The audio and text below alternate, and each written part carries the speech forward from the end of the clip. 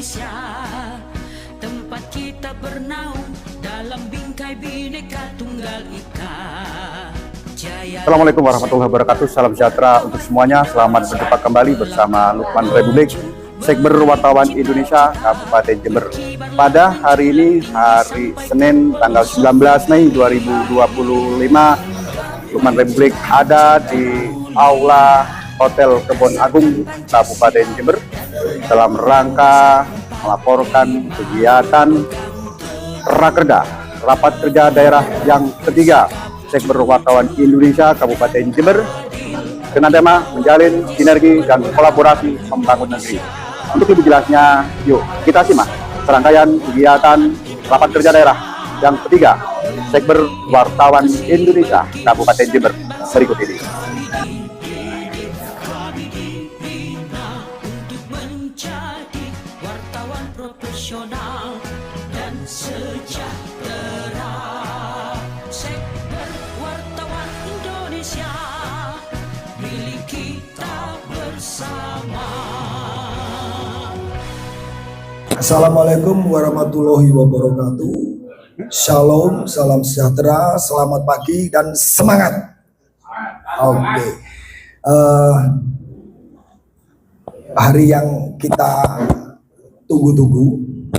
Pada hari ini kita akan menyelenggarakan Rakerda SBI DPD Kabupaten Jember dengan salah satu supporting atau mitra kerja kita adalah kantor OJK Jember. Pada pagi hari ini sebelum kita mengadakan raker,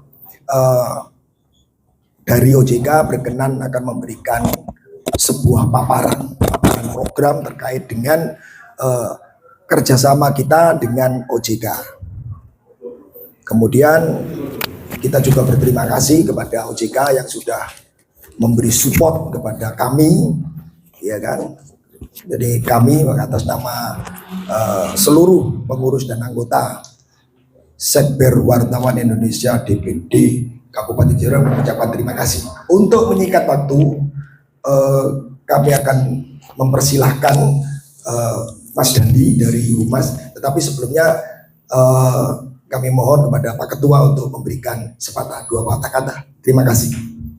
Terima kasih atas kehadiran teman-teman dari OJK, Pak Dandi dan Budika, dan terima kasih pula atas supportnya. Jadi teman-teman difasilitasi kostum yang cukup keren yang sekarang sedang dipakai oleh teman-teman sekalian. Itu saja pengantar dari saya. Monggo ada waktu, insya Allah nanti sampai pukul 11 karena kita akan menyambut tamu-tamu undangan untuk pelaksanaan rakerda. Terima kasih. Assalamualaikum warahmatullahi wabarakatuh.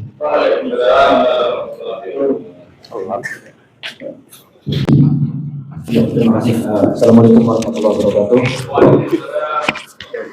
Ya, mohon izin Pak Ketua dan media yang bergabung dalam Sekber Wartawan Indonesia.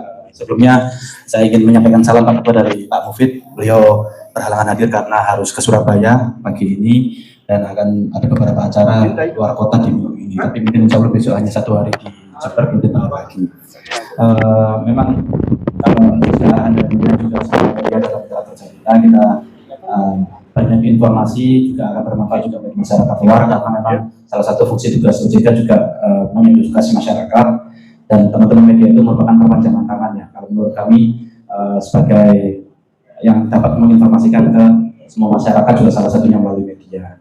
Jadi pagi ini mohon izin Mbak Tika, ini tim dari teman-teman literasi juga Pak nantinya akan memberikan mengenai literasi keuangan terkait keuangannya yang nanti akan dibahas di sini.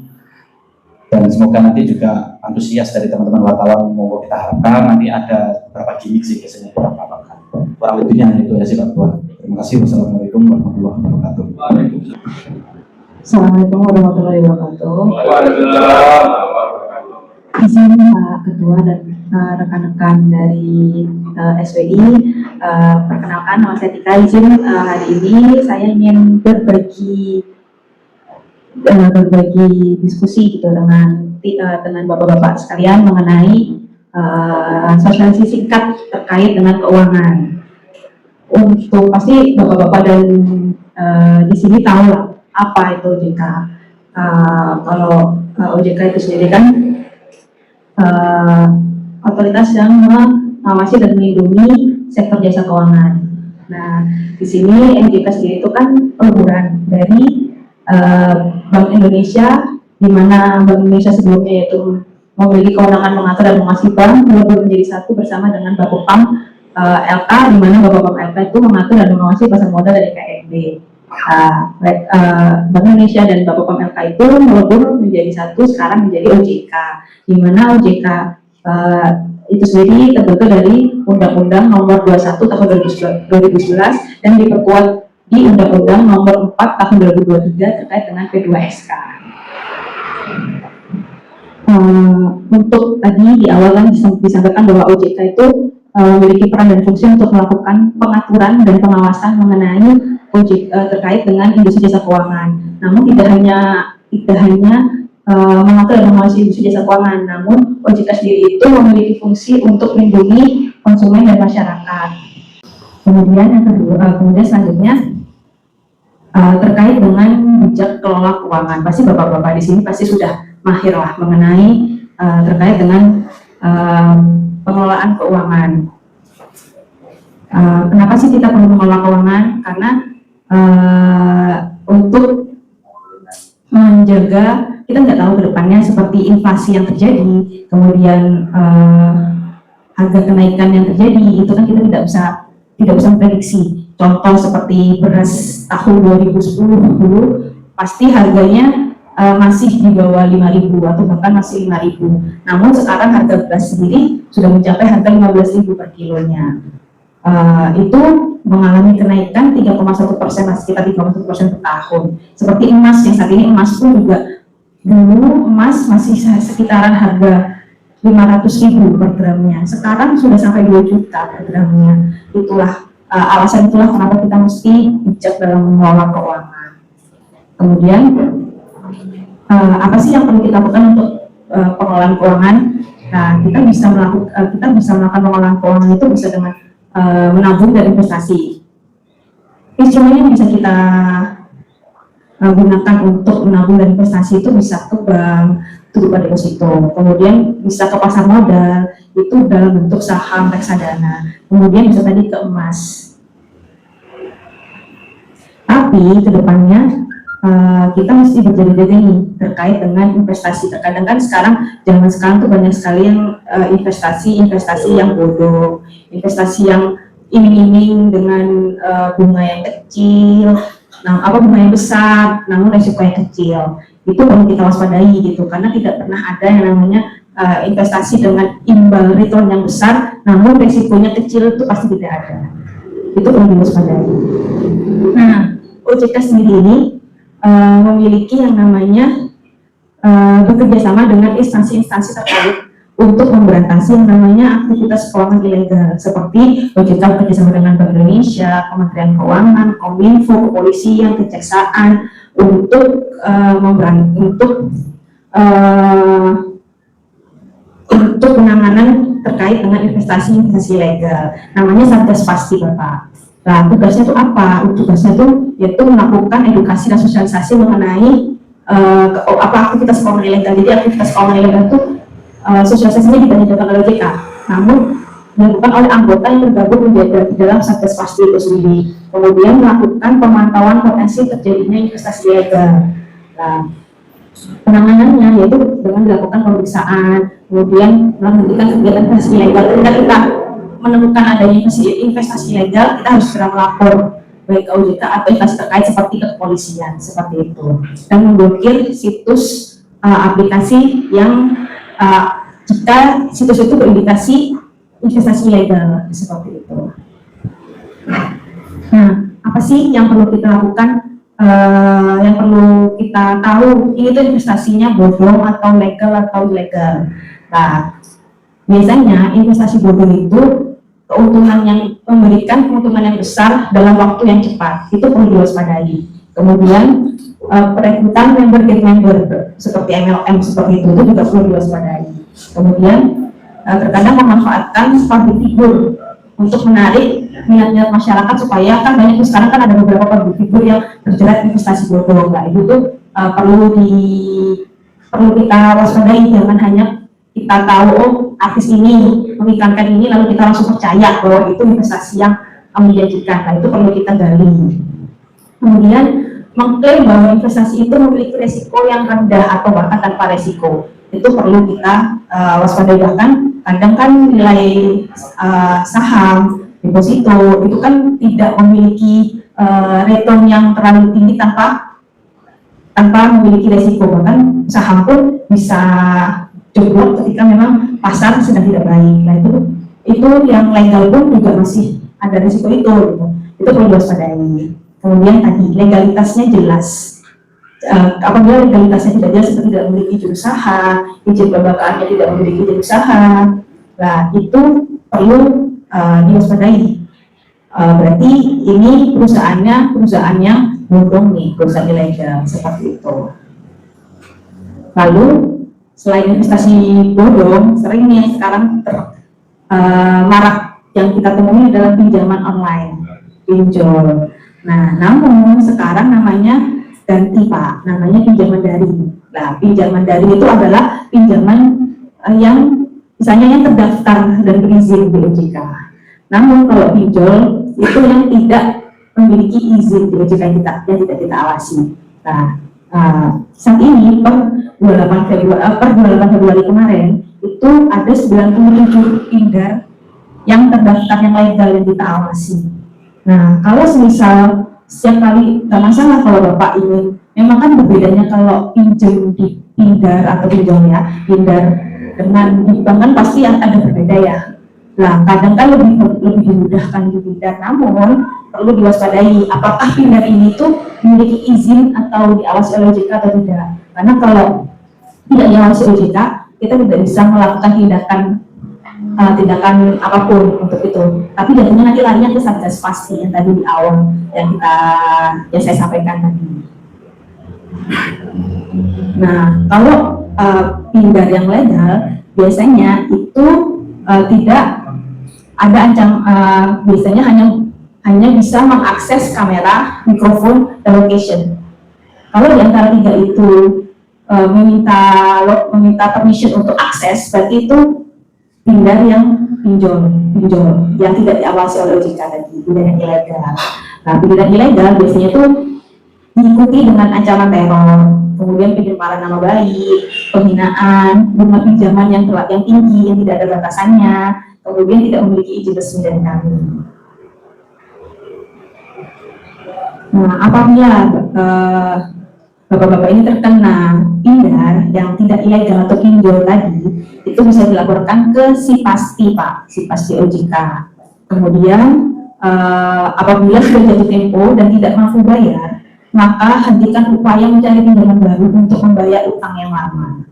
Kemudian apabila sudah mendapatkan penagihan tidak yang beretika seperti ancaman teror, intimidasi, dan pelecehan, maka blokir semua nomor kontak yang mengirimkan teror, kemudian beritahu ke seluruh kontak di HP bahwa apabila mendapatkan pesan terkait pinjol agar diabaikan, kemudian lapor ke polisi, kemudian ketika laporkan ke polisi, lampirkan nih, memang penagih itu historinya itu mengganggu kan, telepon terus, kadang kan ada WhatsApp atau pesan yang suka mengancam, itu agar dilampirkan untuk dilaporkan ke polisi.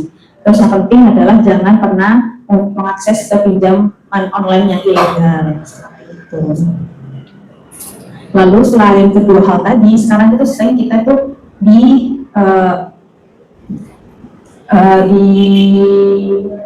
terkena namanya kejahatan digital ya Pak, dihantui oleh kejahatan digital. Kejahatan digital itu apa sih? Kejahatan digital itu ada 4 macam Pak. Seperti contohnya social engineering. Itu seperti tindakan memanipulasi psikologis korban untuk mendapatkan data informasi dengan tujuan membobol akun keuangan korban, seperti penipuan melalui telepon seolah call center. Pasti beberapa hal itu sering terjadi, memanipulasi. Kadang ketika nggak sadar ketika tidur, telepon, pokoknya penipu-penipu ini tahulah mana saat-saat jam-jam kritis atau yang psikis yang bisa mempengaruhi kita gitu. Contoh yang selanjutnya, yang kedua yaitu phishing, yaitu tindakan memancing korban untuk mendapatkan informasi atau data pribadi, seperti penipuan melalui situs palsu. Terus file APK seperti undangan, tagihan, itu kan kadang ada WhatsApp atau pesan yang kita tidak kenali datang, terus minta ngirim link, ngirim apa gitu. Jangan pernah untuk kita klik atau kita buka linknya, karena once kita melakukan itu, kadang mereka bisa langsung nge-hack handphone kita, kayak gitu. Kemudian tindak card tracking itu tindakan mengganjal lubang kartu di ATM agar kartu nasabah yang tersangkut dapat diambil alih. Kadang kan gitu, mengganjal kartu lubang ATM agar kartunya terjebak di mesin sehingga tidak bisa diambil lagi oleh nasabah. Kan ada beberapa hal yang terjadi kayak gitu. Kalau memang terjadi kayak gitu, langsung telepon ke bank untuk blokir kartu ATM-nya supaya mereka tidak bisa mengakses kartu itu. Jadi jangan pernah ada jeda waktu gitu ketika kartunya masuk ke dalam, terus besok deh baru saya blokir. Nah, jangan ada jeda waktu untuk itu. Selanjutnya terakhir itu skimming. Apa sih itu skimming? Skimming itu pencurian informasi keuangan pada kartu ATM dengan cara menyalin data pada strip magnetik kartu tersebut, seperti penipu menempelkan alat skimmer pada slot kartu ATM sehingga pelaku dapat menduplikasi kartu nasabah. Itu. Nah, yang sering terjadi, yang sering marak terjadi saat itu rata-rata seperti yang tadi social engineering, yang tadi penipuan melalui telepon, sama klik penipuan APK. Itu yang sering terjadi, Bapak. Jadi kalau semisal ada pihak bank atau yang mengaku-ngaku pihak bank meminta kode OTP. Kode OTP itu apa sih? Kode OTP itu yang kode 3 angka yang di belakang kartu. Itu jangan pernah kita berikan. Kan pihak bank pun juga tidak berhak untuk meminta informasi itu, karena satu kali Bapak memberikan itu sama aja seperti Bapak memberikan akses, seperti membuka pintu, silakan ambil semua yang ada di rumah saya, seperti itu. Jadi mohon hati-hati. Kadang ada seperti mengklik link atau apapun itu yang ada yang dikasih pesan, itu si pihak penipu itu bisa langsung dalam tanda kutip kayak mengontrol handphone. Jadi kita tuh tidak bisa mencet apapun, jadi si penipunya itu bisa langsung mengontrol handphone kita. Nah, kalau hal itu terjadi, langsung force restart aja supaya mereka sudah tidak bisa langsung mengontrol lagi, gitu. Dan setelah mengganti email dan sebagainya karena sudah tertas oleh mereka. Nah, caranya bagaimana sih untuk mengecek legalitas ini tidak harus oleh OJK, ini yang tidak berizin oleh OJK? Itu selain ada di website OJK, itu mungkin bisa menelpon di kontak 157, yaitu telepon 157, atau di WhatsApp 081 157 157 157 layanan OJK. Di situ mungkin bisa langsung ngecek perusahaan ini berizin tidak sih Dewas ya? Dewas sih nggak sih OJK, bisa langsung diklik, bisa langsung ditanyakan di situ. Lalu apabila bapak-bapak ini menemukan investasi ini ada indikasi bodong nih, ada indikasi penipuan nih, apa yang perlu kita lakukan? Yang pertama harus ingat 2L, yaitu legal dan logis. Ketika legalnya kita lihat status perizinannya bagaimana, badan hukumnya seperti apa, produknya seperti apa, apakah berizin oleh instansi yang terkait dengan OJK, maksudnya bisa instansi yang Kemenkumham atau Kemenkyu atau apa, itu perlu dicek legalitasnya. Kemudian logis itu masuk akal nggak sih yang dia tawarkan? Kalau misal yang ditawarkan itu tidak masuk akal dan seperti nggak balance antara imbal hasil yang ditawarkan dengan resiko yang dihadapi, itu udah otomatis menjurus ke indikasi yang bodong. Nah, apa yang perlu kita lakukan kalau sudah terlanjur jatuh atau menemukan itu?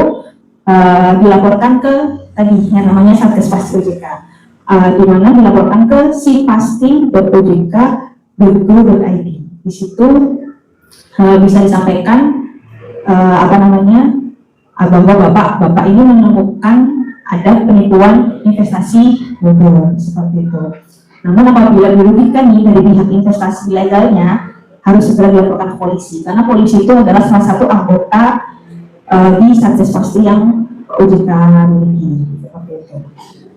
Kemudian OJK juga punya yang namanya Indonesia Anti-Scam Center, di mana Indonesia Anti-Scam Center itu merupakan forum koordinasi untuk penanganan penipuan yang sering terjadi di sektor jasa keuangan agar dapat ditangani secara cepat dan efek jerah. Nah, ini tuh kadang kan pembentukan forum ini tuh bertujuan untuk sering itu namanya marak penipuan, kemudian beberapa korbannya itu uangnya sudah ambil seperti itu. Nah, memang di sini itu tergabung dari beberapa lembaga di OJK. Ada polisi, ada perbankan, berbagai sektor jasa keuangan, kemudian Kementerian Keuangan, Kominfo. Itu gunanya adalah ketika Bapak Ibu itu mengalami kerugian, itu segera dilaporkan nih ke tadi Indonesia Anti-Scam Center. Di mana sih websitenya itu iasc.ojk.id. Ya, ketika Bapak Ibu laporkan di situ, mereka akan segera untuk ngetrace di mana jejak uangnya ini di mana, karena kan makanya ada kerjasama dari masing-masing sektor jasa keuangan. Nah, agar segera dilakukan pemblokiran. Jadi ketika ada indikasi Bapak Ibu terkena indikasi penipuan nih dari A, untuk segera mentransfer ke rekening A. Nah, di situ OJK bekerjasama dengan lembaga-lembaga itu untuk segera melakukan penelusuran dan pemblokiran. Nah, meskipun kita nggak tahu ya apakah uangnya bisa kembali atau tidak, namun paling tidak aliran dana itu berhenti, tidak makin melebar makin kemana. Jadi semakin cepat Bapak Ibu melaporkan, semakin cepat tindakannya, seperti itu. Nah, kalau kita sendiri itu memang tidak bisa tahu ada investasi bodong, ada pindar yang ilegal, itu kalau tanpa adanya informasi dari Bapak-Bapak sekalian ya Bapak Ibu. Nah, makanya kita sendiri tidak bisa berdiri sendiri tanpa adanya bantuan atau informasi yang diberikan dari Bapak Ibu apabila menemukan sesuatu yang aneh, sesuatu yang ilegal dari masyarakat. Jadi para masyarakat ini sangat penting, sangat tinggi ketika mereka ikut turut serta memberikan informasi apabila ada informasi-informasi atau ada investasi bodong atau tidak ilegal yang meresahkan masyarakat, seperti itu. Sekian yang dapat saya sampaikan. Apabila ada yang ingin ditanyakan, monggo saya persilakan. Ya, Pak.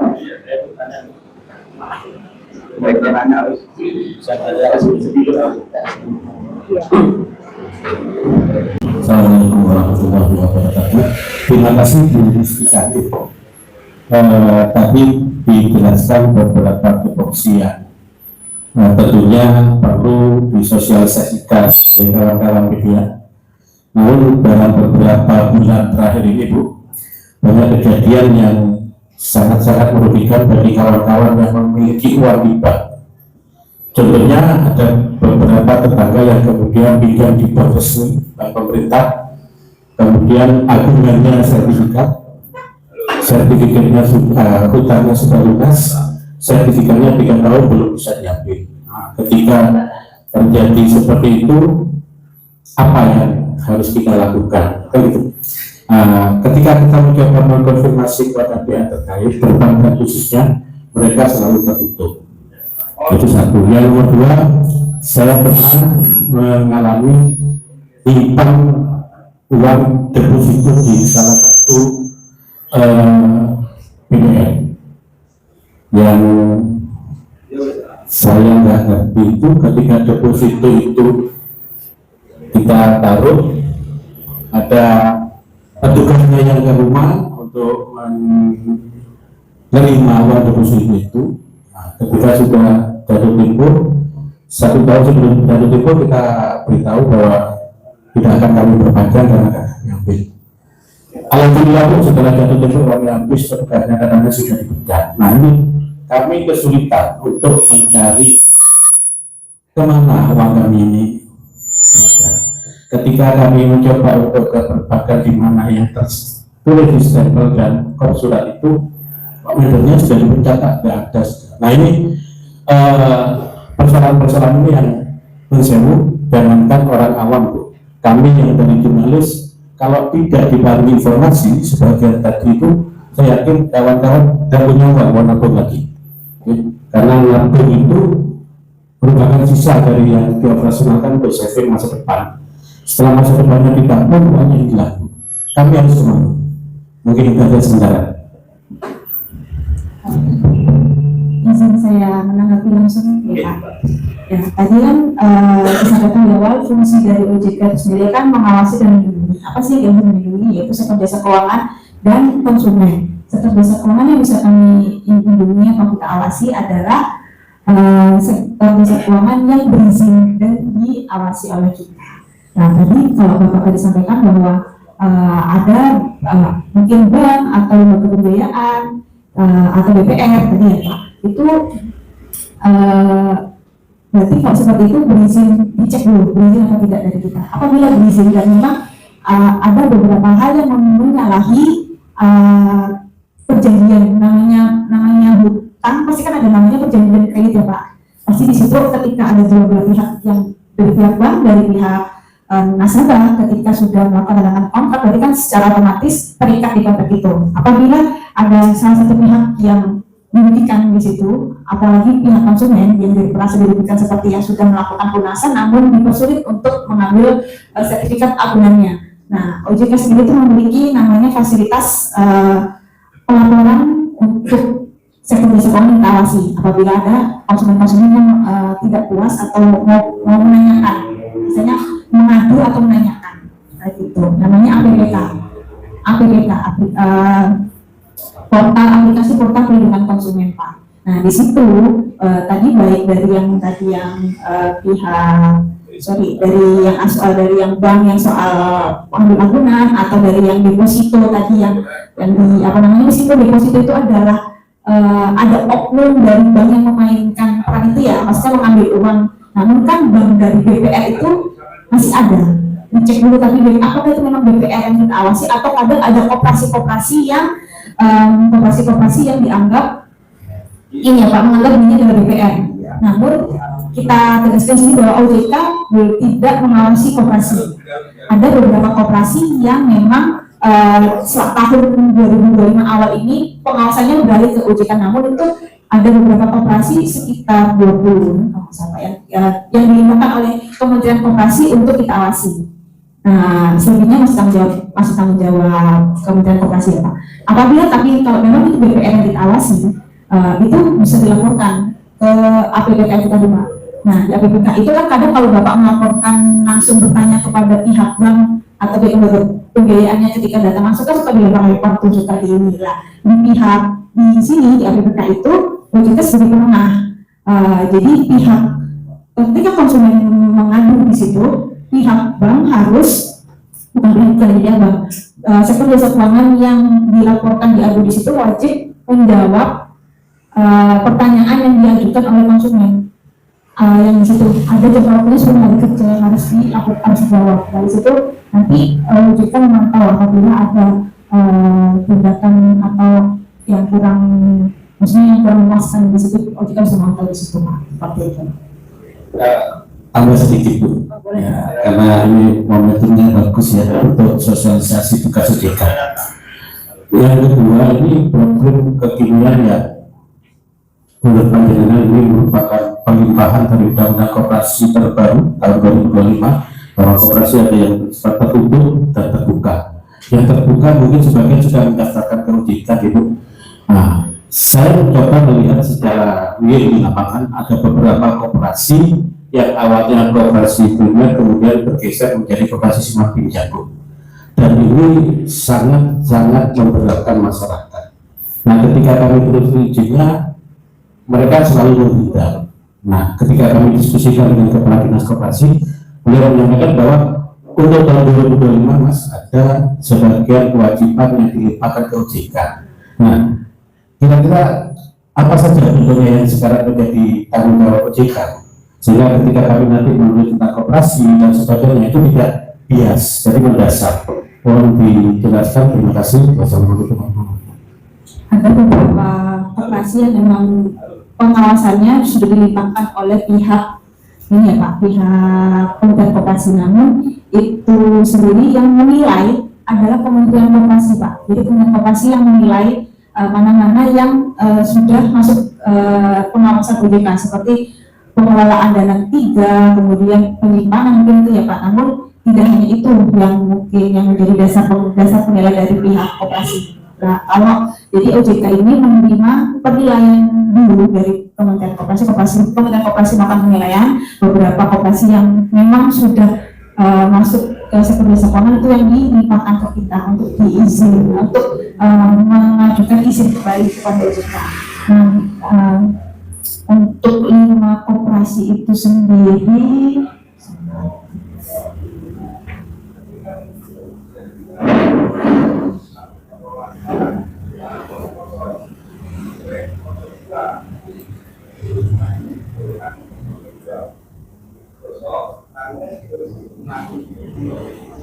sampai dengan saat ini itu baru 21 koperasi yang dialihkan pengawasannya kepada OJK.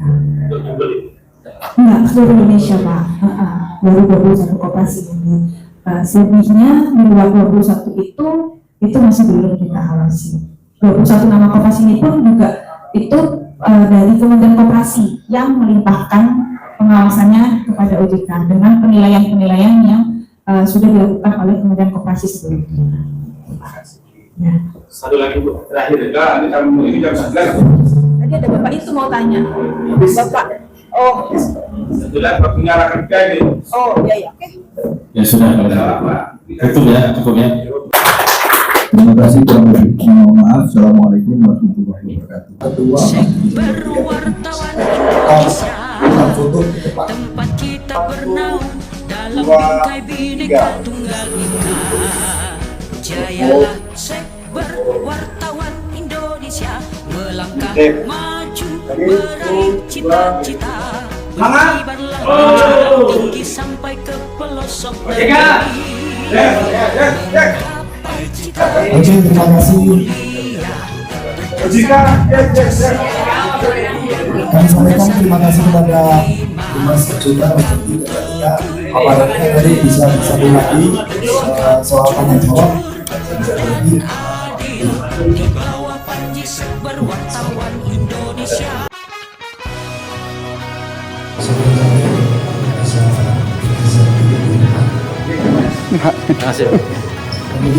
Demikian informasi Lukman Republik. Sampai jumpa lagi dengan informasi yang lain. Jangan lupa dulur-dulur like, comment, and subscribe. Matur nuwun. Assalamualaikum warahmatullahi wabarakatuh. Salam sejahtera untuk semuanya. Sampai jumpa lagi.